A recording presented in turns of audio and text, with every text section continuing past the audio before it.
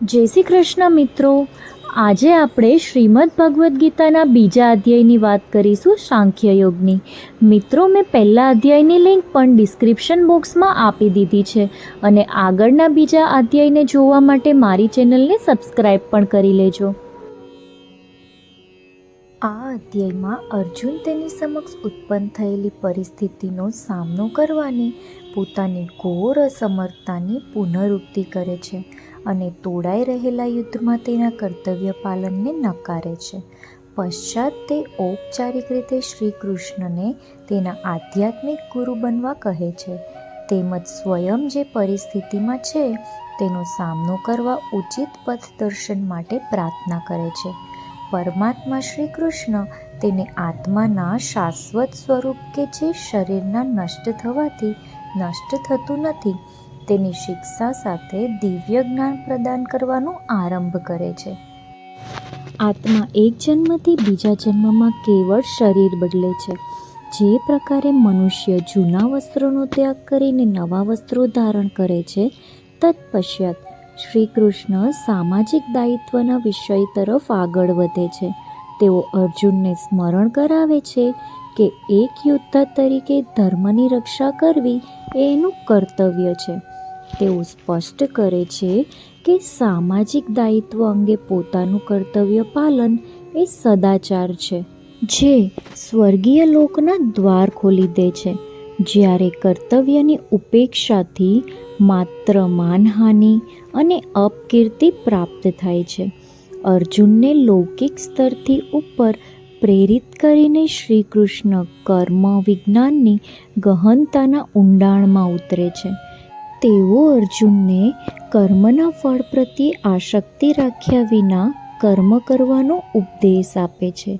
તેઓ ફળની કામના વિના કર્મ કરવાના વિજ્ઞાનને બુદ્ધિયોગ અથવા તો બુદ્ધિના યોગ તરીકે સંબોધે છે. બુદ્ધિનો ઉપયોગ કર્મફળ અંગેની માનસિક લાલસાને નિયંત્રિત કરવા થવો જોઈએ. આ પ્રકારની ચેતનામાં સ્થિત રહીને કર્મ કરવાથી જે કર્મો બંધનયુક્ત છે તે બંધન મુક્ત કર્મોમાં પરિવર્તિત થઈ જશે અને અર્જુન દુઃખાતીત અવસ્થા પ્રાપ્ત કરશે. અર્જુન દિવ્ય ચેતનામાં સ્થિત વ્યક્તિના લક્ષણો અંગે પૂછા કરે છે. તેના ઉત્તર સ્વરૂપે શ્રી કૃષ્ણ વર્ણન કરે છે કે કેવી રીતે દિવ્ય ચેતનામાં સ્થિત મનુષ્ય આસક્તિ, ભય અને ક્રોધથી મુક્ત હોય છે. દરેક પરિસ્થિતિમાં સમતોલ અને અવિચલિત રહે છે. તેમની ઇન્દ્રિયો વશમાં રહે છે તેમજ તેમના મન સદા ઈશ્વરમાં તલ્લીન રહે છે. તેઓ ક્રમાનુસાર એ પણ સમજાવે છે કે કેવી રીતે વિવિધ માનસિક સંતાપો, વાસના, ક્રોધ, લોભ વગેરે વિકસિત થાય છે અને તેનું નિવારણ કઈ રીતે કરી શકાય છે. સંજયે કહ્યું, કરુણાથી વિહળ થયેલા શોકયુક્ત મનવાળા અશ્રુપૂર્ણ નેત્રોવાળા અર્જુનને જોઈને શ્રી કૃષ્ણ નીચે મુજબના વચનો બોલ્યા. પૂર્ણ પુરુષોત્તમ પરમેશ્વરે કહ્યું, મારા પ્રિય અર્જુન, આ સંકટના સમયે આવી ભ્રાંતિ તારા પર કેવી રીતે હાવી થઈ ગઈ? સન્માનીય વ્યક્તિ માટે આ જરા પણ ઉચિત નથી. તે ઉચ્ચ લોક તરફ નહીં પરંતુ અપયશ તરફ દોરી જાય છે. હે પાર્થ, આ નપુંસકતા તને શોભા નથી દેતી. હે શત્રુઓનું દમન કરનાર, હૃદયની આવી શુદ્ધ દુર્બળતાનો ત્યાગ કર અને ઊભો થા. અર્જુને કહ્યું, હે મધુસૂદન, હે અરિહંતા, હું યુદ્ધમાં ભીષ્મ તથા દ્રોણાચાર્ય સમાન મારા પૂજનીય મહાપુરુષો પર બાણોથી કેવી રીતે પ્રહાર કરીશ? આવા આદરણીય મહાપુરુષો કે જેઓ મારા ગુરુજનો છે, તેઓને હણીને જીવન માણવા કરતાં ભિક્ષા માંગીને આ જગતમાં જીવન નિર્વાહ કરવો અધિક શ્રેયસ્કર છે.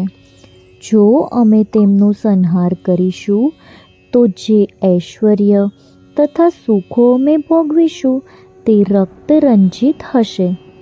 અમે તો એ પણ જાણતા નથી કે આ યુદ્ધનું કયું પરિણામ અમારા માટે શ્રેયસ્કર છે, તેમને જીતવા કે તેમના દ્વારા જીતાઈ જવું. તેઓની હત્યા કરીને અમને જીવવાની ઈચ્છા પણ નહીં થાય, છતાં તેઓએ ધૃતરાષ્ટ્રના પુત્રોનો પક્ષ લીધો છે અને હવે રણક્ષેત્રમાં અમારી સામે ઊભા છે. હું કિંતવ્ય વિમુખ થઈ ગયો છું, તેમજ ચિંતા અને કાયરતાથી ગ્રસ્ત થઈ ગયો છું.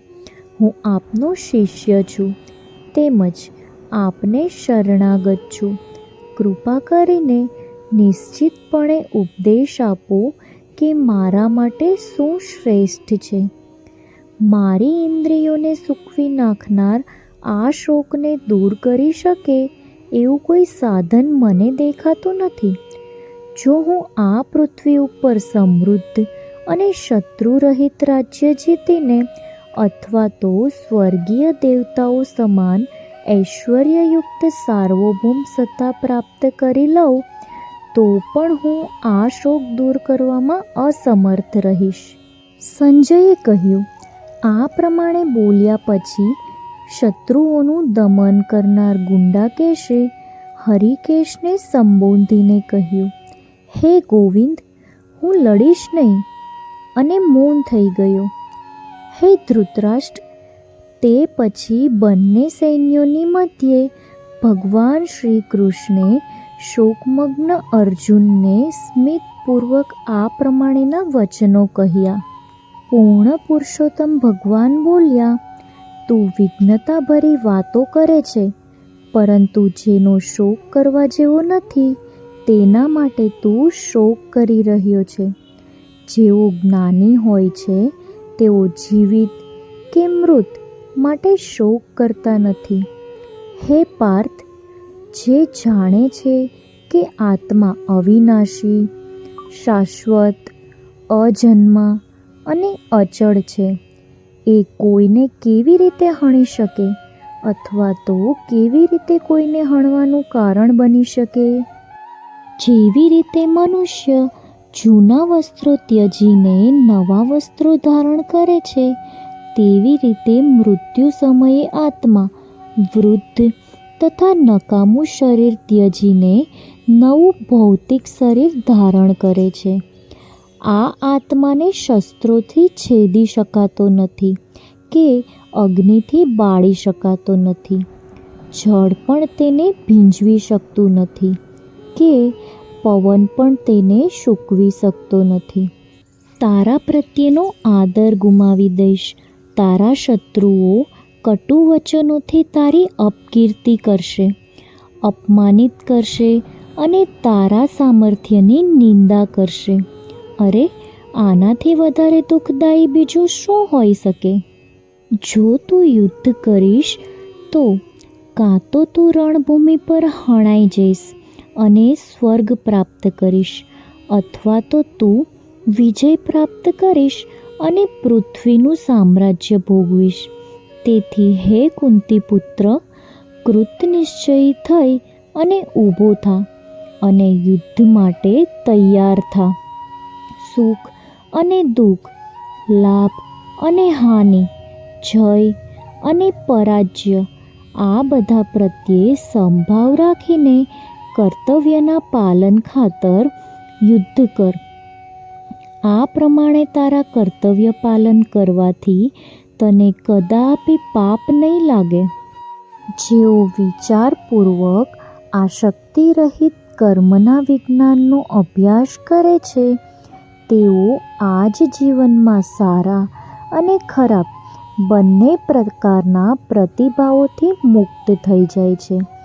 તેથી યોગ માટે પ્રયાસ કર, જે ઉચિત ચેતનામાં કૌશલ્યપૂર્વક કર્મ કરવાની કળા છે.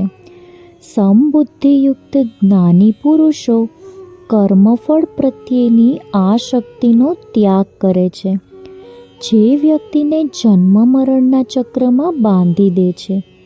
આ પ્રકારની ચેતનામાં સ્થિત રહીને કર્મ કરવાથી તેઓ સર્વ દુઃખોથી પર એવી અવસ્થા પ્રાપ્ત કરી લે છે.